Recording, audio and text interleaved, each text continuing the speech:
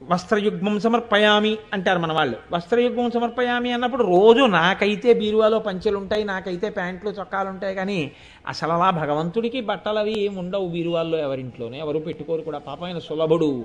దూది 2 ముద్దలు చేసి అక్కడ పెట్టేరా, నేను పుచ్చుకుంటానంటాడు. అయితే ఇంకా చమత్కారం ఏమిటంటే లోకంలో ఒక జాకెట్టు బట్టే పెడతారు ఆవిడికి, ఒక్క రవికిల బట్టే పెడతారు. అంతకన్నా పాపం ఇంకోటి లేదు అసలు. ఎందుకంటే మీరు గృహస్థాశ్రమంలో ఉన్నవాడు వస్త్రద్వయం 2 వేసుకుంటాడు. ఏకవస్త్రం సన్యాసమనందు ఉంటుంది. మనం అమ్మవారికి ఇచ్చినా కూడా వస్త్రయుగ్మం 2 ఇవ్వాలి. చీర, రవికిల బట్ట, పంచా, ఉత్తరీయం అలా ఇవ్వాలి. అంతేకాని ఒక్క ఉత్తరీయం కప్పడం ఉండదు, శాలువా కప్పడం ఉంటుంది పండిత సత్కారంగా. ఈ మధ్య నేను రాజకీయ పక్షాల వాళ్ళు చేసేటటువంటి చమత్కారాలు సభల్లో జరగడం కూడా చూస్తున్నాను. వాళ్ళకుంటే అలాంటివి ఏదో సెక్యూరిటీ రీజన్స్కి ఓ కండువా ఓటే వేస్తుంటారు, ఆడాళ్ళకి మగాళ్ళకి కూడా. ఆడాళ్ళు ఉత్తరీయాలు ఎందుకు వేసుకుంటారని ఇంగితం ఉండదు, వాళ్ళని కాకా పట్టడం ప్రయోజనం కాబట్టి వాళ్ళకి విమానం దిగితే ఓ ఉత్తరీయం వేస్తుంటారు.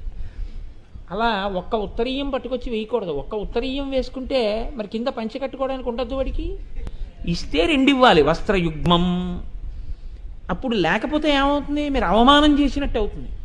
అమ్మవారికి ఇచ్చిన అంతే వస్త్రయుగ్మం 2 ఇవ్వాలి. పెడితే చీర జాకెట్టు పెట్టండి, చీర రవికిల బట్ట పెట్టండి, లేదు 2 రవికిల బట్టలు పెట్టండి, లేదు అక్షతలు వేయండి, లేదు 2 పుష్పాలు వేయండి, మీకు ఓపిక ఉంది 2 దూది ముద్దలు అక్కడ పెట్టండి. అమ్మవారు అంటుంది ఈ వస్త్రాలన్నీ ఇందులోంచి వచ్చాయి, దూదిలోంచి వచ్చాయి. దూదేగా ఇన్ని వస్త్రాలైంది, దూది ఎవరు ఇచ్చారా, నేనే ఇచ్చాను. తంతువులందు చేలము విధంబున ఏ పరమేశుమూర్తి ఎందింతయు సొక్కునట్టి అంటారు పోతన గారు భాగవతంలో. ఆ పరమేశ్వరుడి ఎందే అన్నీ పుట్టినట్టుగా దూదిలోంచి అన్ని వస్త్రాలు వచ్చాయి. అందుకని దూది పట్టుకెళ్ళి 2 ముద్దలు చేసి అక్కడ పెడితే మీరు ఇక్కడ ఏ భావన చేస్తే ఆ వస్త్రం అయిపోతుంది.